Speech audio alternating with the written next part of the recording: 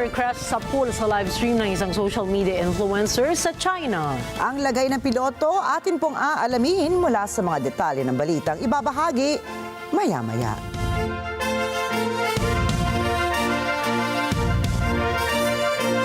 Magandang gabi, ako po si Ricky Mathay. Ako si Nina Richie Alagaw Flores. Ito ang mata ng Agila International. Para naman sa mga headlines ngayong araw ng Miyerkules. Death toll sa Cebu umabot na sa 69 matapos ang magnitude 6.9 na lindol kagabi. Former President Rodrigo Duterte na pag-alamang may cognitive impairment. Taiwan Foreign Minister umapela sa Warsaw para suportahan ang kanilang kasarinlan. Gobyerno ng Estados Unidos nag-shutdown. At Filipina tennis phenom Alex Eala wagi sa round 2 ng Suzhou Open.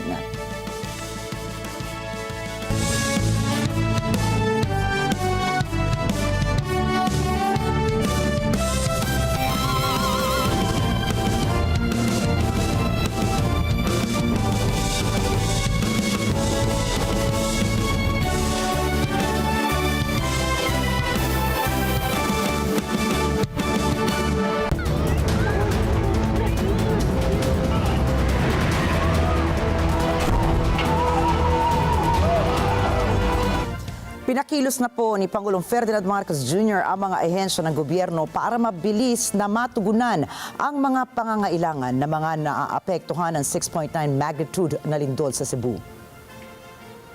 Utos ng Pangulo bigyan ng prioridad ang search and rescue, medical na tulong at mga relief operations.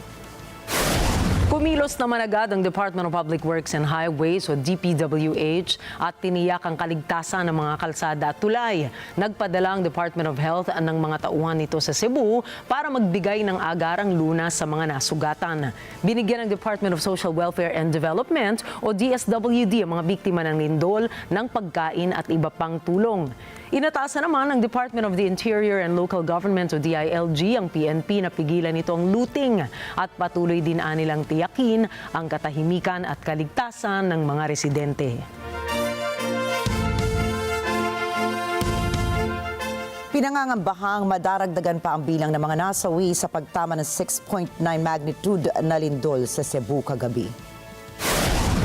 Batay sa ulat ng National Disaster Risk Reduction and Management Council o NDRRMC, umabot na sa 69 katao ang naitalang namatay dahil sa pagyanig habang nasa 186 naman ang sugatan. 30 sa mga nasawi ay galing sa Bogos City na siyang epicenter ng lindol. Naramdaman din ang pagyanig sa mga kalapit na lugar, kabilang na ang iba pang lalawigan sa Central Visayas at pati na rin sa Western and Eastern Visayas. Daan-daang aftershocks naman ang naitala ng PHIVOLCS at inaasahang magpapatuloy pa ang mga pagyanig sa Cebu sa loob ng isang linggo. Tuloy-tuloy naman ang isinasagawang search and rescue operations ng mga otoridad. Nasa yellow alert status ngayon ang Visayas Power Grid matapos magkaroon ng forced outage sa ilang power plants kasunod ng magnitude 6.9 na lindol na tumama sa Bogos City sa Cebu kagabi.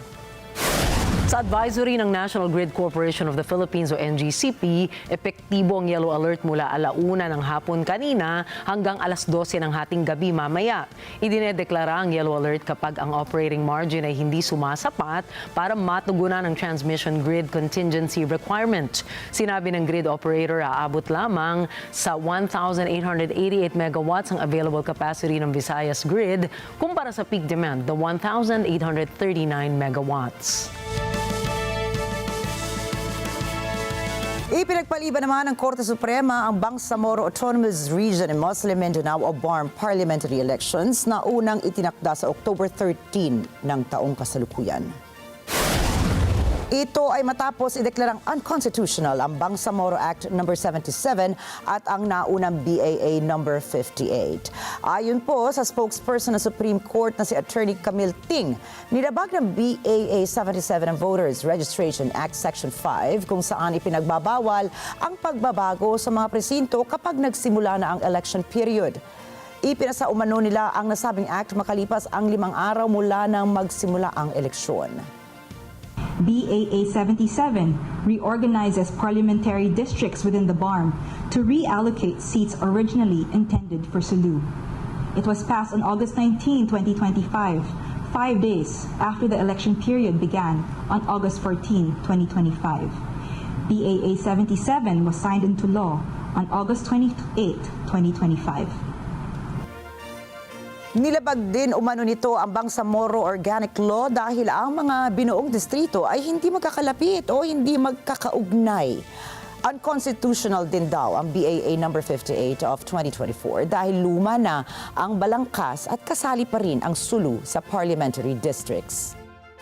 Since BAA 58 is based on an outdated framework following the removal of Sulu from BARMM, it cannot be reinstated.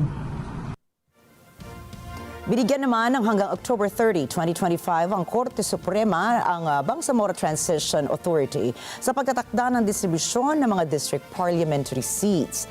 Nag-atas din po ang Commission on Elections o COMELEC na maisagawa ang BARMM elections bago sumapit ang March 31, 2026.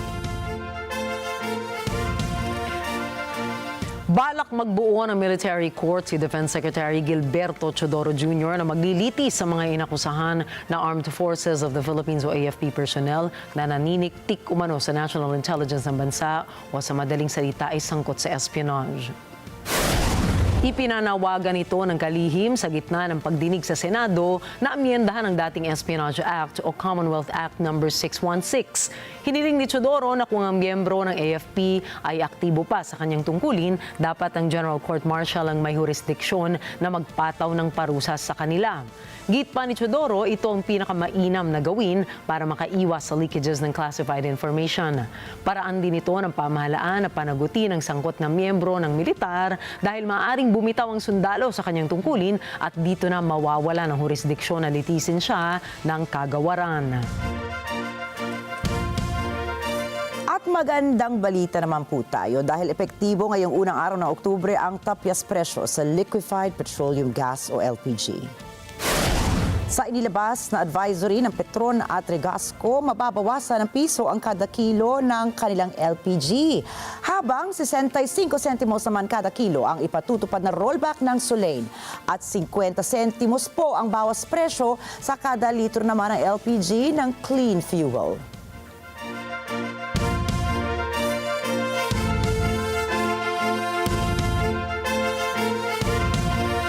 Samantala, maiging binabantayan ng pag-asa si Tropical Depression PAOLO sa loob ng Philippine Area of Responsibility o PAR. Sa 5 p.m. bulletin ng State Weather Bureau, huling namataan si Bagyong PAOLO sa layong 665 kilometers silangan ng Virac, Catanduanes. Mayroon itong maximum sustained winds sa 55 kilometers and gustiness na aabot sa 70 kilometers. Kumikilos ito sa bilis sa 25 kilometers per hour sa direksyong Pakanluran. Sa ngayon, nakataas ang tropical cyclone wind signal number 1 sa northern portion ng Catanduanes. Inaasahan namang maglalandfall ang bagyo araw ng Biyernes. Kasabay nito ay sasampa ito sa severe tropical storm category.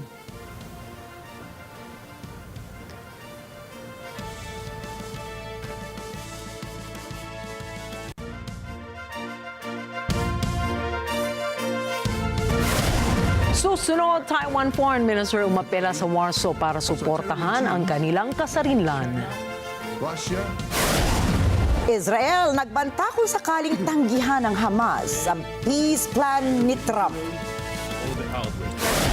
At US government nag-shutdown. Yan at iba pang mga balita sa pagbabalik ng Mata ng Agila International.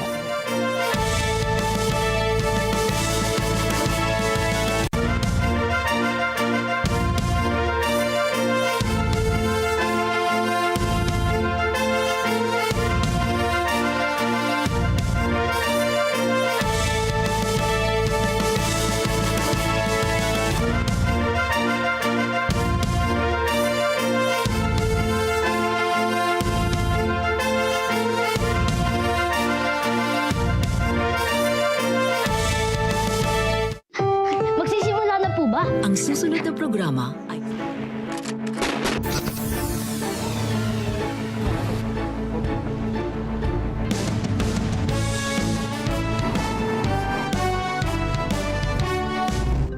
matapang at mapanuring komentaryo. 70 to 80% of our Congress is political dynasty. So paano naman yan magkakaroon ng checks and balance? Ikaw yung congressman, yung asawa mo yung mayor. Balita at impormasyon, detalyado at makabuluhan. Hihimayin para sa mas malalim na talakayan. Samahan ng mga batikang komentarista. Ali Soto. This is for him to have his day in court, di ba, Senator? Alam mo naman yan, nag-aral ka din ng batas. At Papidaza. Yung mga ganitong pagsasalita ng China, yan ba dapat ikabahala natin? Dapat ba natin ikatakutan? ESPN. Ano sa palagay nyo? Lunes hanggang Biyernes, alas 8 hanggang alas 10 ng umaga sa NET25. Mumbai's women bikers, helmets on and full throttle towards autonomy. Time for tea. UNESCO recognition draws interest in China's ancient forests. And Syrian orchestra, music as a symbol of hope in an age of fear. Global Us.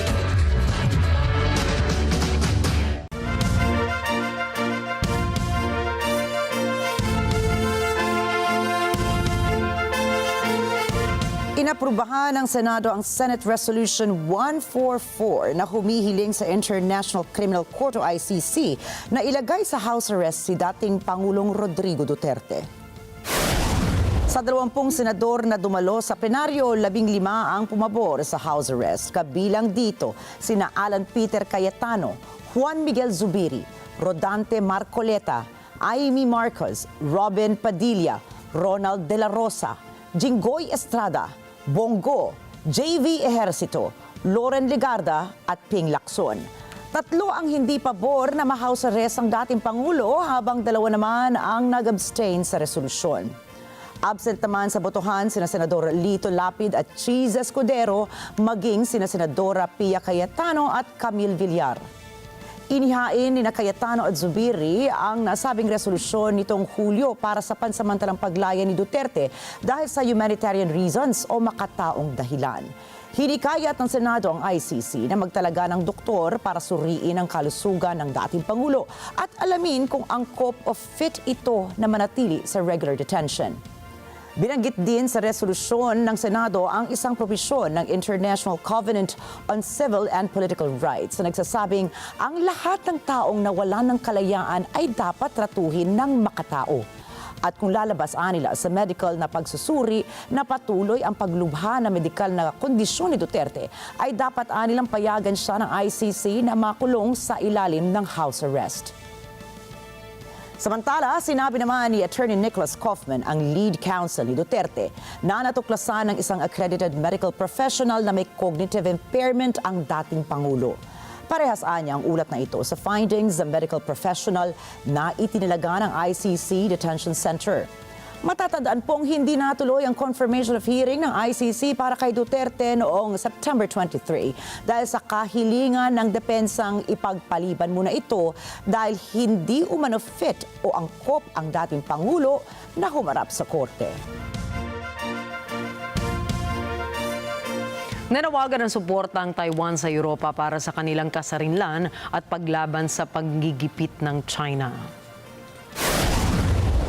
And in Europe, democratic security faces daunting threats from Russia's hybrid operations targeting critical infrastructure. These challenges are similar to those faced by Taiwan. China continues to employ gray zone tactics, cyber attacks, disinformation campaigns, and the military exercise in an attempt to undermine people's trust in the government. Sa Warsaw Security Forum sa Poland, nanindigan si Taiwan Foreign Minister Lin Chialong at sinabing panahon na para suportahan ng Europa ang Taiwan dahil kapwa sila nahaharap sa mga banta mula sa mga opresibong bansa katulad ng China at Russia. Hinihikayat niya ang Europa na palawakin ang ugnayang ekonomiko sa Taiwan, lalo na sa industriya ng teknolohiya bilang bahagi ng estratehikong industrial revitalization. Dagdag pa nito na binubuo ng China, Russia, Iran at North Korea ang kanyang binansagang axis of upheaval na pangunahing dahilan para sa destabilisasyon ng mundo. And today, authoritarian regimes, many China, Russia, Iran, and North Korea, have formed an axis of upheaval to challenge the rule-based international order. And China is largely seen as the decisive enabler behind Russia's invasion of Ukraine. As a result, democracies around the world must act in concert to counter the existential and systemic threat. Aniya, hindi naiiba ang estado ng seguridad sa ekonomiya at kaligtasan ng kanilang bansa sa sitwasyon ng EU. Ang pangunahing tanong lamang ni Lin ay kung handa ba ang Europa na makipagtulungan sa Taiwan. Taiwan is also committed to work hand in hand with our European allies. It is high time for Europe to stand with Taiwan to forge a robust coalition for our shared values and halt the expansion of authoritarian regimes. Taiwan is ready to work with Europe. Is Europe ready to work with Taiwan? Nanawagan naman si Chinese President Xi Jinping na kondenahin ang kahit anumang panawagan ng Taiwan para sa kasarinlan. Ginawa ni Xi ang pahayag sa 76th anniversary ng People's Republic of China sa isang mensaheng muling nagpapatibay sa mahigpit na paninindigan ng Beijing sa ilalim ng One China policy. Binigyan diin din nito ang pagtatanggol sa soberanya at integridad ng bansa.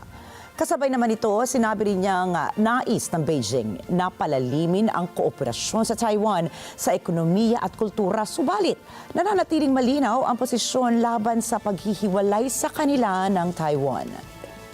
要深化两岸交流合作，坚决反对台独分裂行径和外部势力干涉。 坚决捍卫国家主权和领土完整。 Inilagay bilang leader ng Central Committee ng International Department ng China si Lu Haixing matapos ang ilang buwang pagkawala ng dating leader. Papalitan ni Lu Haixing si Lu Qianchao na huling nakita ng publiko noong Hulyo ng taong ito. Bagamat hindi tiyak kung nasaan ito ngayon, may mga haka-haka na siya ay naaresto dahil sa disciplinary reasons. Ang International Department of the Communist Party of China ang siyang nangunguna sa pakikipag-ugnayan ng China sa mga political parties ng ibang bansa.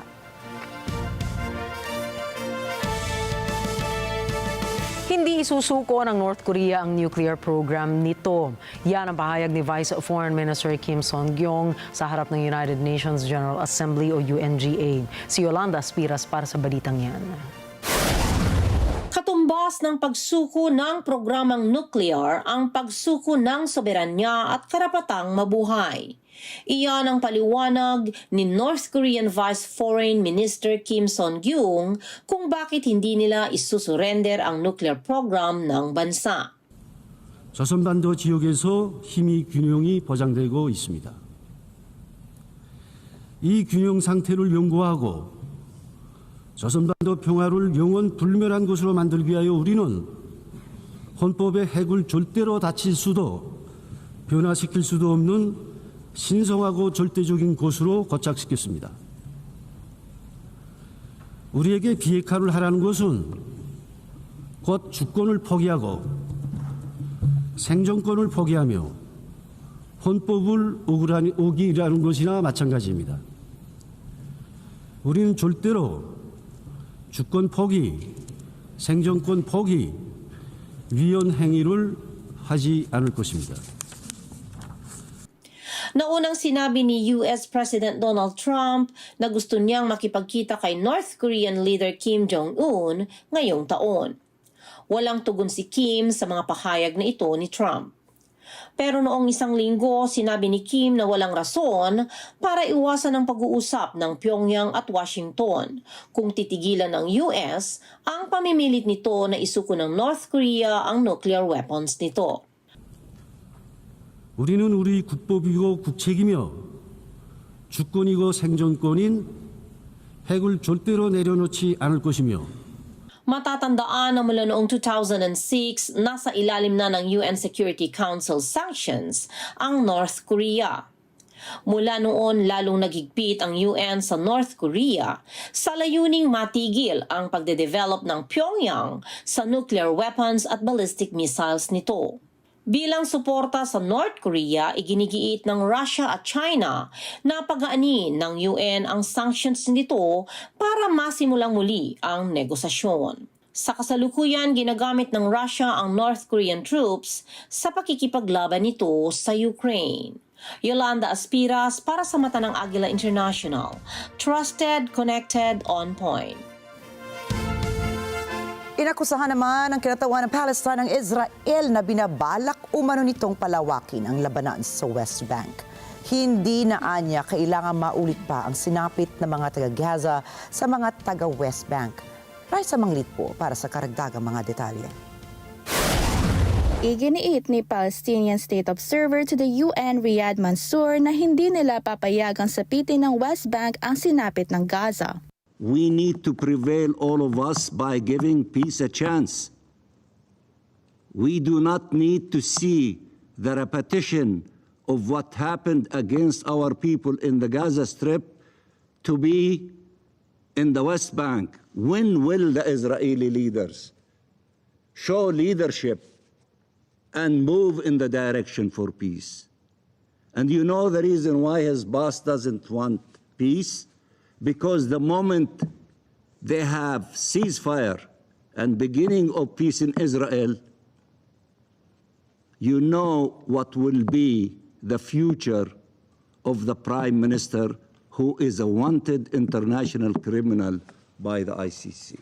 Humaharap na yon si Israeli Prime Minister Benjamin Netanyahu sa pressure mula sa far-right politicians na sakupin din ang West Bank. So the challenge for us, should we give peace a chance and to start the healing of all of these wounds and to give a political hope and horizon for the Palestinian people and the Israeli people and all the peoples in the Middle East? Or should we continue in this perpetual war forever? We have chosen peace. You have chosen peace. There is a party that is beating the drums to move it in the direction of the West Bank. And we should succeed in not allowing them to do so. Bilang tugon, sinabi naman ni Israeli Ambassador to the United Nations, Danny Danon, na kailangan ituon ng Palestinian Authority ang atensyon nito sa pagsugpo ng terorismo. You should confront the radicals, take responsibility. We have no desire to be in Gaza. I have said it many times. We have no desire to go into Jenin and fight Hamas in the camps in Jenin. But it's your responsibility. Every nation, when you have terror activity, you deal with it. You confront it. But if you are not capable of doing it, then the responsibility will be on our shoulders. Naunang nagpulong sina US President Donald Trump at Israeli Prime Minister Benjamin Netanyahu. Sinabi ni Netanyahu na sinusuportahan nito ang peace proposal ni Trump na itigil na ang giyera sa Gaza. Kasama sa plano ang pagwawakas sa pamumuno ng Hamas at maluwag na pagpapasok ng humanitarian aid para sa mga civilian. Kabilang din ang isang Reformed Palestinian Authority na mamumuno sa Gaza. Isang pansamantalang stabilization force ang magsasanay ng panibagong Palestinian Police Force. At unti-unting iiwan ng Israel ang mga okupadong lugar nito. Isang US-led international body ang mamamahala ng redevelopment ng teritoryo. Raisa Mangirit para sa mata ng Agila International, trusted, connected, on point. Inako ng militanteng grupong Houthi ang nakaraang pag-atake sa isang general cargo ship ng Netherlands na Minerva Gracht sa Gulf of Aden kamakailan. نفذت القوات البحرية في القوات المسلحة اليمنية عملية عسكرية نوعية استهدفت سفينة من نيرت جرات لانتهاك الشركة المالكة لها قرار حظر الدخول إلى موانئ فلسطين المحتلة. تمت عملية الاستهداف في خليج عدن بصاروخ مجنح، وقد أدت العملية إلى إصابة السفينة بشكل مباشر واشتعال النيران فيها وهي الآن معرضة للغرق بفضل الله. Ayon pa sa Houthi, inatake nilang nasabing ship dahil sa paglabag umano nito sa kanilang entry ban sa mga pantala ng Palestine bilang pakikiisa rito. إن شعبنا اليمني العظيم المجاهد الصابر مستمر وسيستمر في إسناد ونصرة الشعب الفلسطيني المظلوم ضد جريمة القرن. تؤكد القوات المسلحة اليمنية أن عملياتها العسكرية مستمرة ولن تتوقف إلا بوقف العدوان ورفع الحصار عن قطاع غزة. Ito ang muling pag-atake ng Houthi mula ng puntiryahin nito ang tanker ng Israel na Scarlet Ray. Hulyo naman ang palubugin nila ang Magic Seas bulk carrier at Eternity Sea cargo ship sa Red Sea. Taong 2024 nang huling nagsulong ng opensiba ang Houthi sa Gulf of Aden kung saan ang Lobivia container ship naman ng Singapore ang kanilang inatake. At maghahanda na po magdeklara ng state of emergency si Venezuelan President Nicolas Maduro upang maprotektahan umano ang bansa laban sa pag-atake ng Estados Unidos. Ipinahayag ito ni Maduro kasunod ng ilang linggong tensyon matapos ang pag-atake ng US sa mga umano'y drug boats sa Caribbean Sea. Inakusahan ng Estados Unidos si Maduro na nasasangkot umano ito sa drug trafficking, subalit mariin naman itong itinanggi ng presidente. Matatandaang nakatama ang mga huling pag-atake ng Amerika na hindi bababa sa 4 na umano'y drug boats na nagresulta naman ng mahigit 100 ng pinaghihinalaang suspect na mapatay. Samantala, wala pang inilabas na matibay na ebidensya o impormasyon na magpapatunay na kriminal nga ang mga nasawi. Sinabi ni Canadian Foreign Minister Anita Anand na handa ang gobyerno ng Canada na makipagtulungan sa mga miyembro ng United Nations. Si Cherry Recolizado para sa balita. Binigyang diin ni Canadian Foreign Minister Anita Anand na handang makipagtulungan ang Canada sa member states ng UN laban sa pagpapahina ng multilateralismo. We face a changed reality. Rising unilateralism and protectionism weaken multilateral institutions and the rule of law, the very bedrock of the post-war order. Ayon kay Anand, hindi opsyon ang pag-urong. In the face of these stark realities, retreat is not an option. Canada will not turn inward. Canada will work to reform and strengthen multilateral institutions such as the United Nations so that they are more resilient and more effective in meeting the challenges of today and tomorrow. Naunang inatake ni US President Donald Trump ang tinawag niyang kahiyahiyang desisyon ng Britain, France, Canada, Australia at iba pang mga bansa sa pagkilala ng Palestinian statehood. Ito ang tugon ni Anand sa tuligsan ni Trump. Canada's recognition of Palestine last week reflects long-standing Canadian policy based on the right of the Palestinian people to self-determination and our commitment to a two-state solution, a future where Israelis and Palestinians live side by side in peace and security. Nangako si Anand na patuloy na isusulong ng Canada ang kapayapaan. Canada does not shrink from global challenge. Canada does not retreat from duty. Canada does not walk away from building and strengthening peace. Even as the world changes, Canada remains a stable and reliable partner, both in business and collective security. We will work toward a world where prosperity is shared, security is collective, and peace is lasting. This is Canada's pledge in this era of geopolitical challenge and change. Cherry Recolizado para sa mata ng Agila International.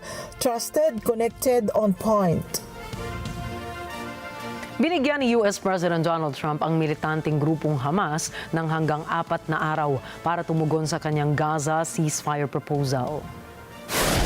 Ang ultimatum ay pinalabas ni Trump isang araw matapos ang personal na makikipagpulong nito kay Israeli Prime Minister Benjamin Netanyahu. Sinabi ni Trump na maaring tumugon ang Hamas at kung hindi sila tutugon ay hindi magiging maganda ang kahantungan ng Gaza. How long do you plan to give Hamas to respond to the ceasefire proposal you've laid out? Well, we're going to do about 3 or 4 days. We'll see how it is. All of the Arab countries are signed up. The Muslim countries are all signed up. Israel's all signed up. We're just waiting for Hamas. And Hamas is either going to be doing it or not. And if it's not, it's going to be a very sad end. Dagdag pa ng US President na wala na masyadong anumang negosasyon sa nasabing proposal. Magugunit ang nagustuhan ni Netanyahu ang proposal na ito na kinabibilangan ng agarang ceasefire sa Gaza, pagpapalitan ng mga bihag sa pagitan ng Israel at Hamas, ganun din ang pag-alis ng Israel mula sa Gaza. Sinabi naman ng Qatar ng kanilang ipinaabot sa Hamas ang naturang proposal na ito ni Trump at nangako naman ang militanteng grupo na kanila itong pag-aaralan. قامت دولة قطر وجمهورية مصر العربية يوم أمس من خلال الاجتماعات التي جرت هنا في الدوحة مع الوفد التفاوضي من حركة حماس بتسليم الخطة، وقد وعد الوفد التفاوضي بدراستها بمسؤولية. At maganap na ang sinasabing kinatatakutan ng Estados Unidos dahil sa loob ng 6 na taon ay muli pong nag-shutdown ang federal government nito. Okay. Good afternoon, everybody, and thank you for waiting. And look, what we saw on the floor makes it clear the Republicans are following Donald Trump's orders to the letter. Stonewall, scapegoat, shirk responsibility. They're doing exactly what Trump told them to do. And then they skip town. No plans, no talks, no urgency. And the House adjourned till October 1st. If there ever a sign that the Republicans wanted a shutdown, that's it. Now our bill, of the 2 bills, our bill was the only bill on the floor that got a majority of those present and voting. Theirs did not, ours did. Donald Trump would rather shut down the government than even talk to Democrats about lowering the cost of health care for Americans, which is what is our goal. And Republicans, unfortunately, sadly, dutifully obeyed. Nauwi sa turuan ng Democrats at Republicans kung sino dapat ang sisihin sa nangyaring government shutdown dahil hindi lang naipasa ang isang stopgap bill para maiwasan ang shutdown sana ng US government. Kapag nag-shutdown po ang isang gobyerno ay apektado nito ang pagpapasahod sa mga government agencies kung saan libo-libo sa kanila ang naka-temporary leave without pay. You know, we're going to be over 300,000 federal employees will have been lost after today since the start of this Trump administration. And we don't know what our functionality of government looks like with that level of staff, because the size of the federal workforce has been almost entirely flat for the last 60 years. People have this notion that the federal workforce has grown and grown and grown. It hasn't. It has been nominally the same for 60 years. And as a percentage of GDP, as a percentage of the population, the federal workforce is the smallest that it has, been in generations. Inaasahan naman ng mga analysts na maaaring magtagal pa ang government shutdown ngayong 2025 kung hindi magkakasundo ang Democrats at Republicans na ipasa ang batas na magpopondo sa US government. Susunod, South African Ambassador patay sa Paris. Pfizer ibababa ang presyo ng mga gamot sa bagong Trump deal. At Filipina phenom Alex Eala pasok sa quarterfinals ng WTA 125 Suzhou Open. Mga detalye po ng mga balitang yan at iba pang balita sa pagbabalik pa rin ng Mata ng Agila International.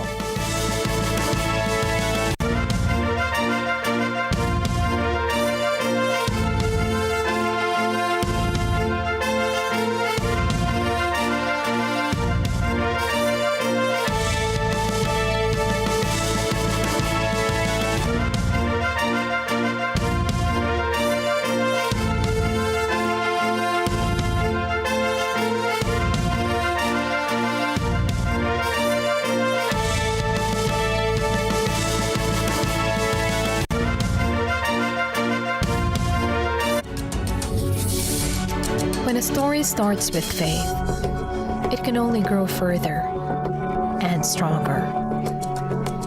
As time passes by, we learn about your story. In an institution of exceptional healthcare, with genuine Christian compassion, we care about you. With a safe, secured, and sanitized environment, accompanied by a team of trusted healthcare professionals, we're built this way to serve you better. By providing affordable health services to general population, we want what's best for you. Because at New Era General Hospital, everyone matters. Ang LTE, maalaga na, mapagmahal pa. Ngayong linggo, may bayanihan para sa mga kabarangay natin sa Barangay Batasan Hills, Quezon City. Hatid din natin ang 100% love and care sa mga taga-barangay Santa Lucia, Novaliches, Quezon City. Saan man kayo, sagot namin kayo. Dito lang sa paborito niyong kasama tuwing umaga, LTE, Love, Tony Pet, and everything. Monday to Friday, 7 a.m. po. Dito lamang sa NET25. Sa NET25. Sa NET25.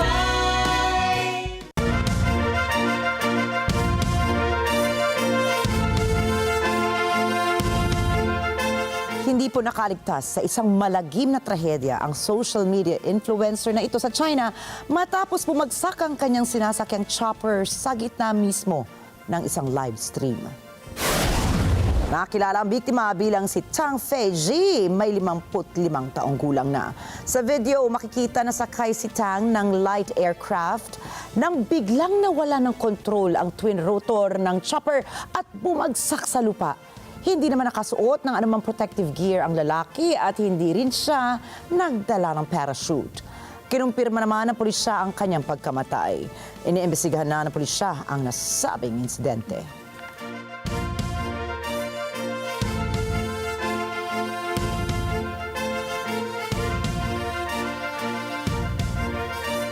At natagpo ang patay sa labas ng isang hotel si South African Ambassador to France, Nico Sinati Emmanuel Natia Miteria.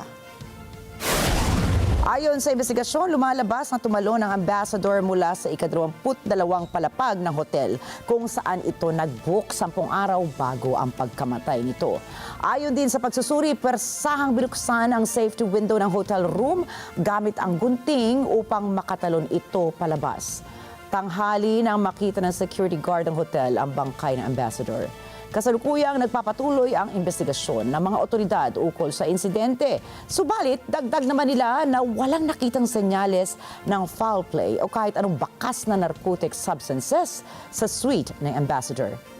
Lunes ng hapon nang huli itong nakita at inaasahang dadalo pa sa isang party. Lubos namang nagdadalamhati ang Foreign Ministry ng South Africa sa pagkamatay ng ambassador. Sa pagdalo ng mga kinatawan ng iba't ibang bansa sa ginanap na ika-50 taon ng kasarinlan ng Papua New Guinea, maraming kasunduan ang nabuo para sa ikasusulong ng relasyon sa pagitan ng PNG at mga kaalyado nitong bansa. Si NET25 correspondent Eco Hortaleza Quinola sa Port Moresby para sa report.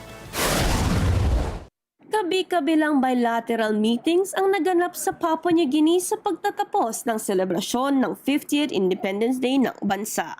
Nangako ang India ng tulong upang lalong mapataas ang uri ng Papua New Guinea electoral system at mapatatag ang pharmaceutical support. Patuloy namang maaasahan ng bansa ang China sa larangan ng trade, sustainable forestry at environment conservation.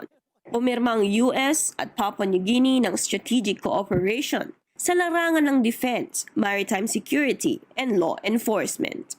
Pumasok si Australian Prime Minister Anthony Albanese at Papua New Guinea Prime Minister James Marape sa isang mutual defense agreement na tinawag na Pukpuk Treaty. One of the things that this treaty will do is to allow for even further training and experience of Papua New Guinea citizens in the Australian Defence Force. We already have a considerable engagement, of course. The second in charge of one of our divisions in Townsville is indeed a Papua New Guinea. Nagpasalamat si Marape sa matagumpay at mabungang selebrasyon ng kasarinlan ng bansa.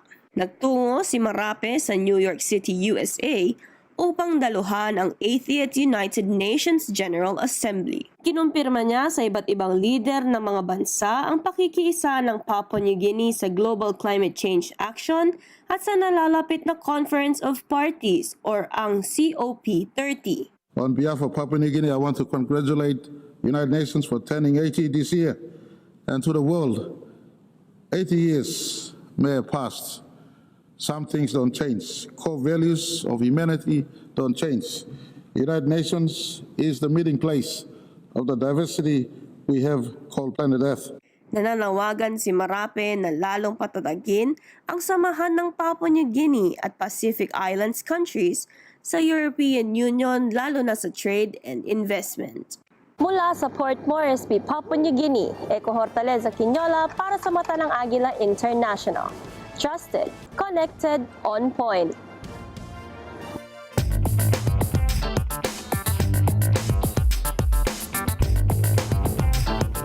Selyado na ang kasunduan sa pagitan ni US President Donald Trump na babawasan ng US-based drug maker ang presyo ng prescription drugs sa ilalim po yan ng Medicaid program ng Amerika.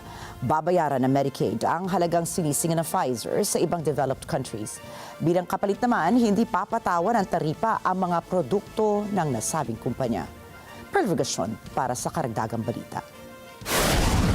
Umaasa si Pangulong Donald Trump na gagayahin ng ibang drug makers ang ginawang bawas presyo sa gamot ng Pfizer. Ayon kay Trump, dahil sa pagbibigay ng most favored nation pricing, malaki ang halagang kakaltasin ng Pfizer sa prescription medicines nito. Pfizer is agreeing to provide some of their most popular current medications to all consumers at heavily discounted prices of anywhere between 50 and even 100%, and that's off the price. Maglulunsad din ang White House ng isang direct-to-consumer website ng mga taga-Amerika para makabili ng gamot. Tatawagin itong Trump RX.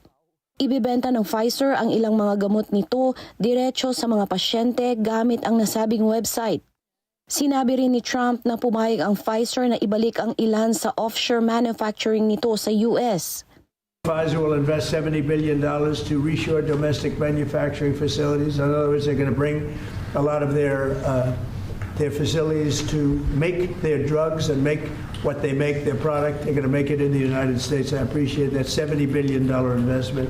Sa kasalukuyan, nagbabayad ang US patients ng malaking halaga para sa prescription medicines.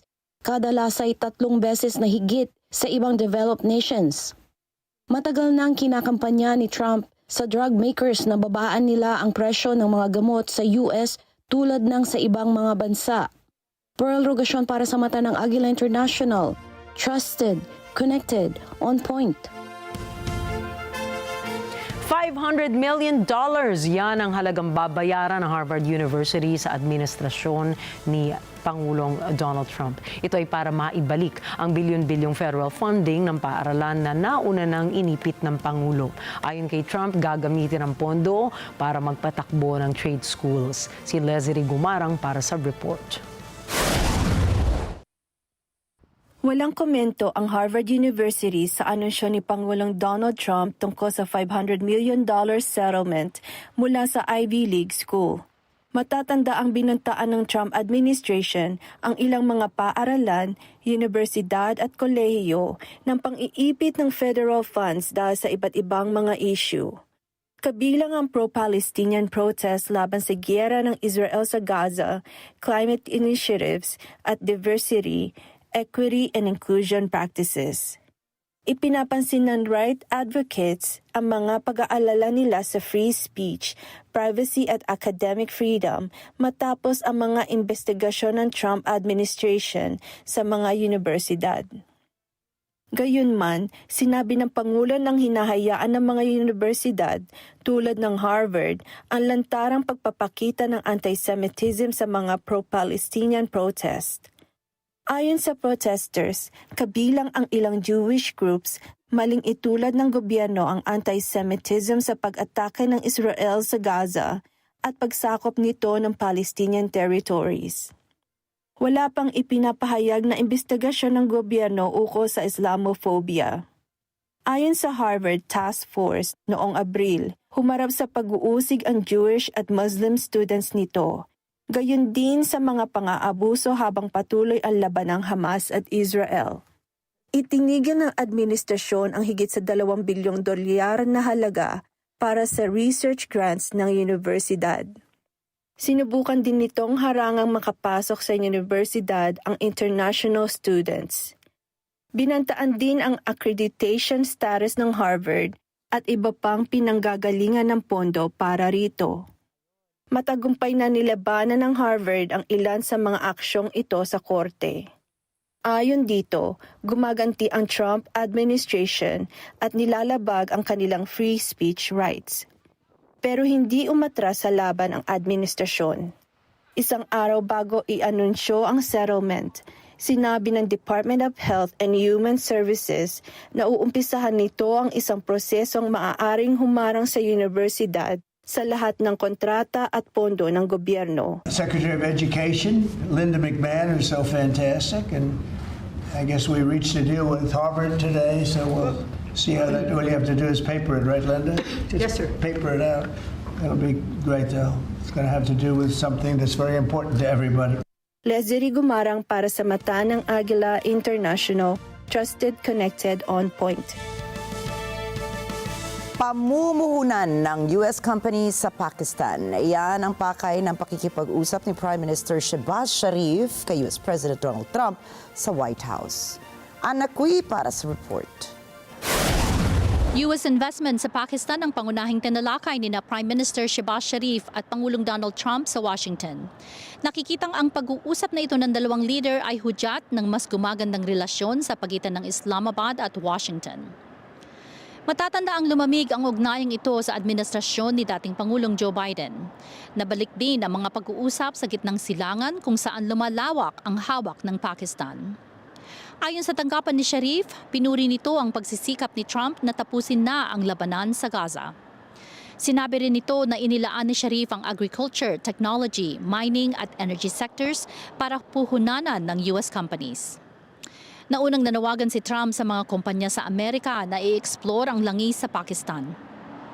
Kasama sa pag-uusap ni Trump at Sharif si Pakistani Army Chief Field Marshal Asim Munir na tinawag na very great guy ng Pangulo. Sa Pakistan, itinuturing na pinakamakapangyarihan sa bansa ang Army Chief nito. Anakwi para sa mata ng Agila International, trusted, connected, on point.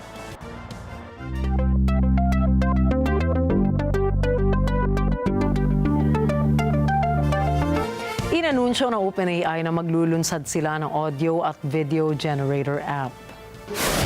Ito ay tatawagin nilang Sora 2, ang mas pinaunlad na Sora app na kanilang inilabas noong nakaraang taon. Tampok rito ang paglikha ng high-definition video clips na may audio mula sa simpleng text prompts. Mayroon itong tool na tinatawag na Cameo kung saan pwedeng ilagay ng user ang kanilang sarili sa mga AI-generated scenes. Nakabase rin ang mga content nito sa algorithm ng user o kung ano ang madalas nilang tinatangkilik na mga videos. Kasama rin sa features ng app ang vertical swipe-based layout na gaya ng sa TikTok, Instagram, Reels at YouTube Shorts. Layunin ng paglulunsad nito na makipagsabayan sa iba't ibang platforms kagaya ng TikTok at YouTube. Magiging kakompetensya ng app na ito ang Google's Veo 3 at Meta AI-generated video na may sarili ding AI video tools. Ilulunsad ang Sora 2 sa Apple App Store sa US at Canada sa pamamagitan ng invite-only.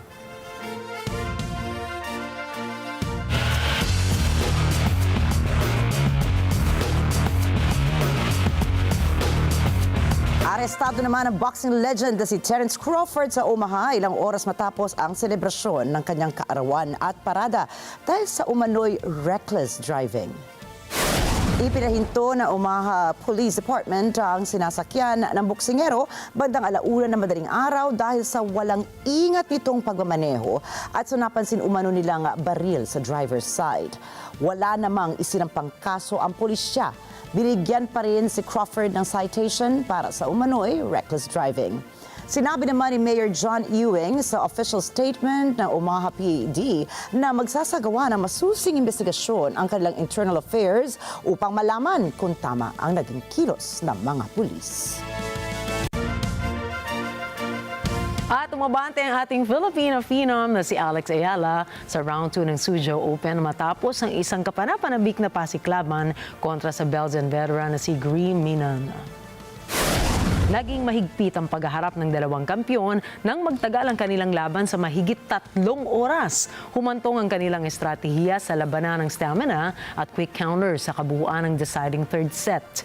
Natapos naman ang madikit na laban sa final scores na 7-6, 6-7 at 7-5. Magpapatuloy ang ating world number 58 sa quarterfinals ng torneo kung saan makahaharap naman ito ang Swiss number 70 na si Victoria Golubic.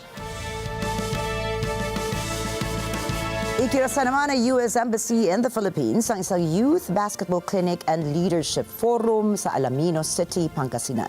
Layunin po nitong paigtingin ang pagkakaisa ng mga Pinoy at Amerikano sa kanilang parehas na pagmamahal sa larangan ng sports at magbigay inspirasyon para sa mga susunod na henerasyon ng mga leaders.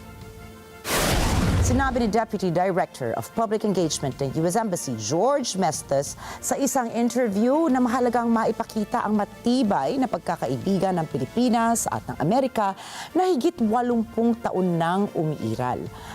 Anya, magagamit ang kanilang matututunan sa larangan ng basketball at iba pang sports, magagamit rin nila ito sa professional environment.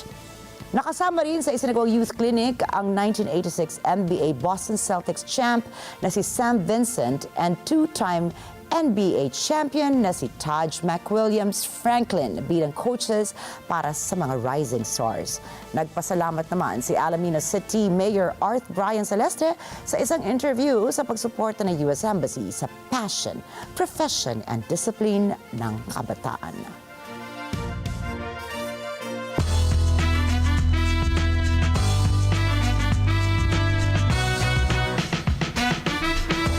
Ipinakitang muli ni Pia Wurtzbach Johnsy ang ganda at talento nito sa entablado matapos siyang rumampa para sa Runway Fashion Week sa Paris noong September 29. Makikita ang beauty queen at tila nag-stand out sa entablado, suot ang kanyang radiant red gown. Noong 2024, siya ang unang Pilipina na lumahok sa Paris runway show ng L'Oreal. Matatanda ang nauwi ni Pia Wurtzbach sa Pilipinas ang corona bilang Miss Universe taong 2015. Mapapanood na po sa mga theaters worldwide ang solo concert movie ng BTS member na si J-Hope sa darating na November 12 and 15. Ipalalabas sa movie ang isinagawang Hope on Stage Final Encore concert nito sa Goyang Stadium sa South Korea noong Hunyo matapos ang kanyang military service na inabot ng 18 buwan. Tinagurian naman itong first world solo tour ng singer. Kilala si J-Hope bilang main dancer, rapper, and singer-songwriter ng sikat na K-pop boy group na BTS. At narito po kami para maghatid ng balita sa anumang dako ng mundo. Magandang gabi. Ako po muli si Ricky Matay. Ako si Nina Richie Alago Flores. Ito po ang mata ng Agila International. Trusted, connected, on point.